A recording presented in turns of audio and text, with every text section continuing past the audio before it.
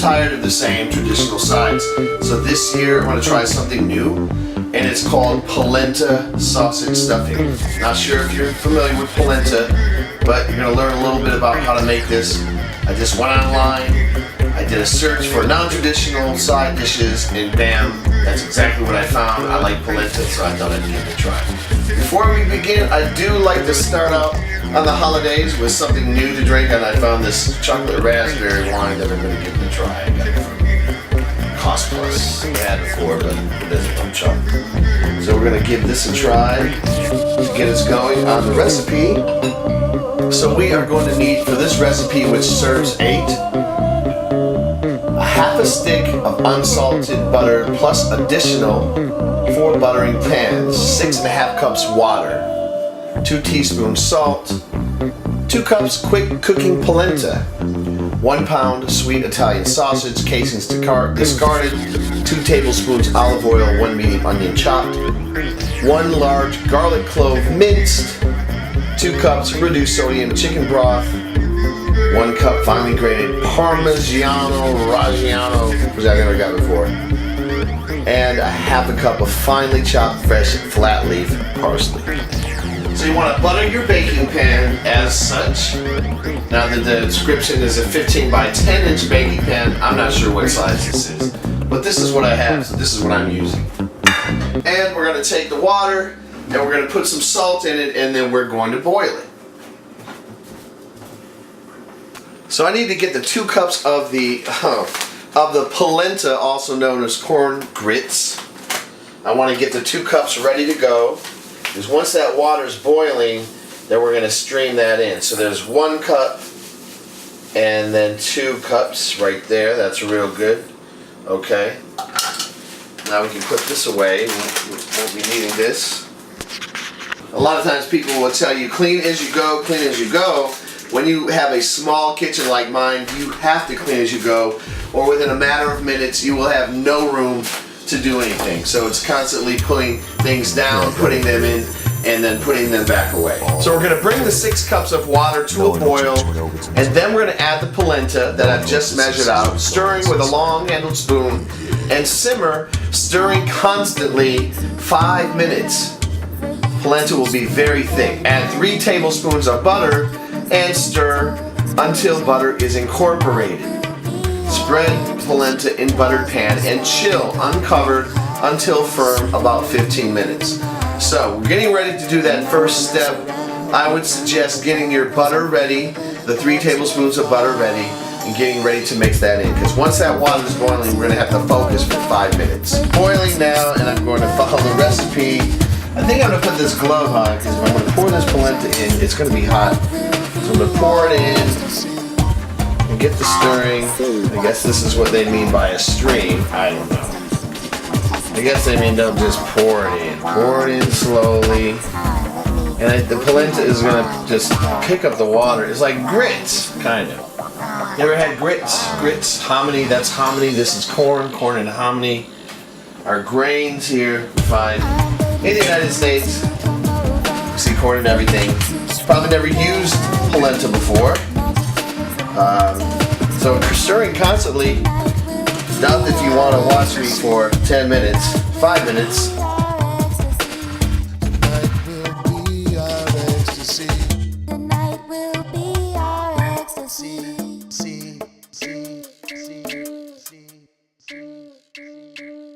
Okay, we're almost there. We have 1 more minute, and that would make 5.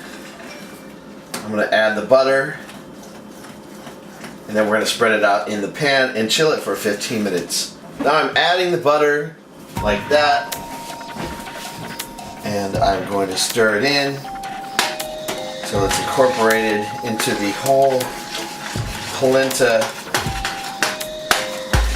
thing.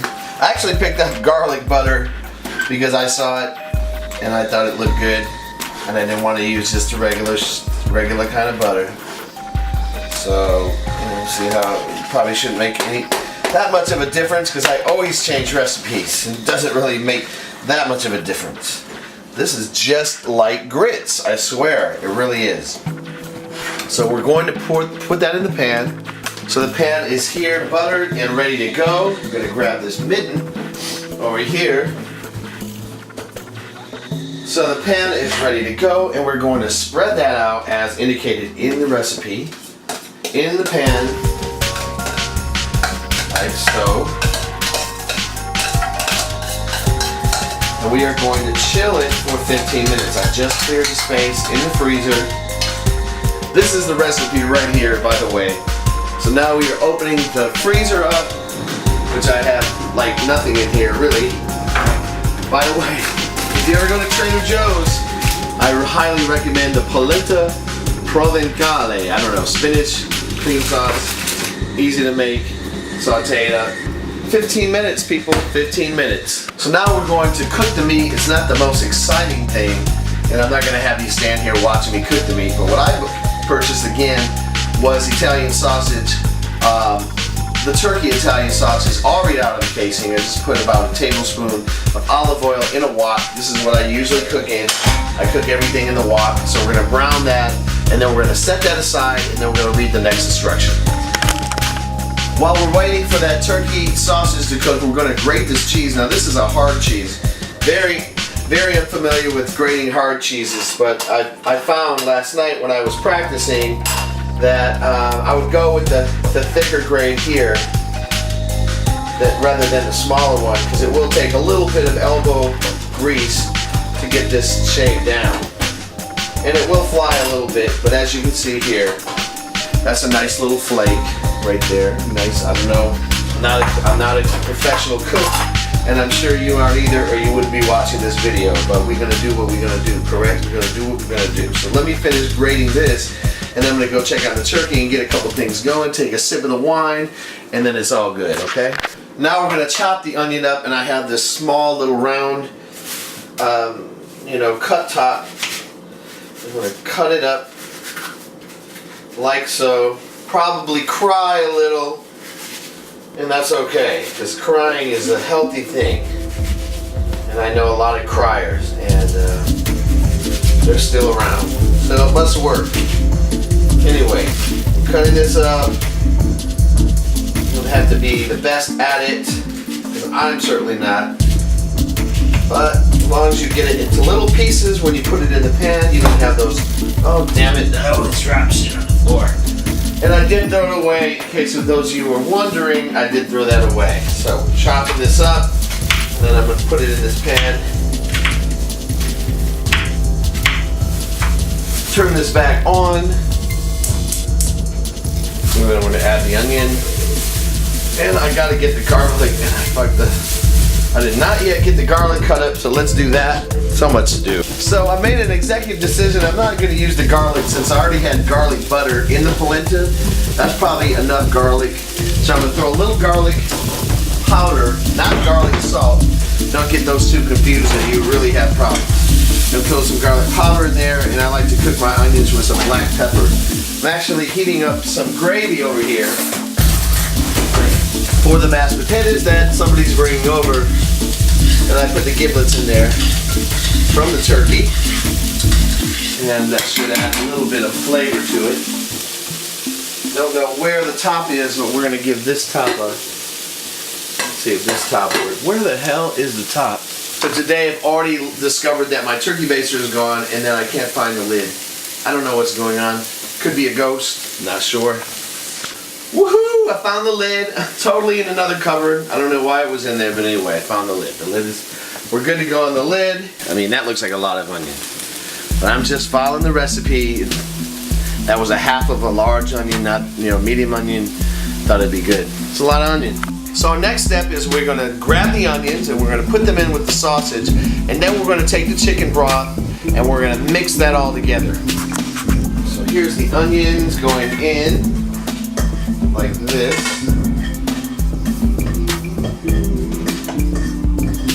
And then I have just opened the 2 cups of chicken broth.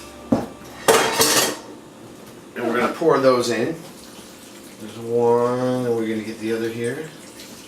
There's 2 cups of chicken broth, and mix that together. And then we're going to see what the next part of the recipe is, because I really don't know. I'm then focused. Very focused. Okay, that looks like a hell of a lot. But anyway. So the polenta has been chilling for 15 minutes, so now we're going to invert it on the cutting board like so. We're going to cut half of this polenta into half-inch cubes, and then we're going to reserve the remainder. And toss with butter mixture in a medium bowl.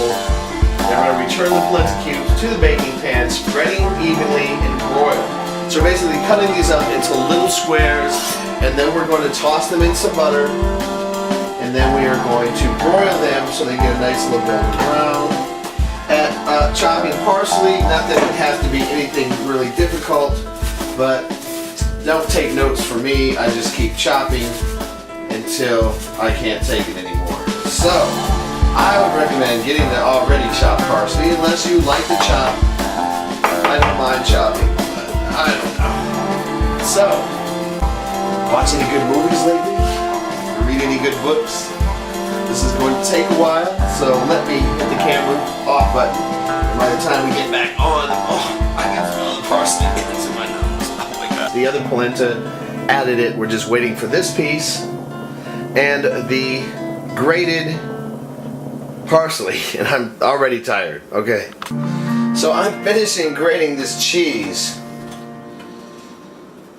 and it's taking a little bit longer than I thought. I threw some India Aria. Haven't put her in the rotation in a while, so hopefully this will give me some inspiration. So we're supposed to put a half a cup in there. That looks close. I always measure things based on my mind, what I think it should be. Then we mix all that together. I think it could work. I think it'll work. Interesting textures going on. Okay. So now I'm going to get another baking pan. Then we need to butter this baking pan, and we do have some butter left. So I'm kind of do a little smear here. I'm going to grab this paper towel that I smeared cooking oil with earlier, and I'm just going to coat this with butter, like so. Oven is now reduced to 350 degrees. And I'm going to pour the mixture in here. We need one more moment. A total of like 35 more minutes, and we are finally done. And I'm glad, because this is taking all day. Okay, so I've ground some more cheese, and the last finishing touch is the other half cup of the Parmesan Reggiano Germano Italiano cheese is done. Woo, man. Okay, this is going into the oven covered for buttered. I buttered the top here as indicated for about 20 minutes at 350, and then take the top off and let it brown for another 15 minutes, and that's it. Okay, let's put that in the oven. See, I don't have to wear a mitten because it is not hot yet. Put that in there, and then we are going to put the timer for 20 minutes. There we go, timer's on, 20 minutes, and you're looking at the wonderful apron that I have on today. So, 20 minutes, take the foil off, let it crisp and brown on top for 10 to 15 minutes, and then you are ready to go. So we'll give it 35 minutes, we'll pull it out, and then we'll take a look at it. We're going to give it a little bit of extra time in the oven, and maybe some of that extra juice will wear off, boil off, you know what I'm saying? Of the oven high enough, and so I had to cook it much longer, much longer. Everybody's late. Everybody's running late. A friend of mine's car won't start. This is another wonderful Thanksgiving celebration here. Okay, and there we go. I think it looks really good. So there it is, folks. Probably the most complicated recipe that I've ever put together. For some people it doesn't seem complicated, but if it involves more than 4 or 5 ingredients, to me, super complicated. So I hope that next time you want to try something new for Thanksgiving, is give this a try, and hopefully it'll turn out as good as it looks and as good as it smells.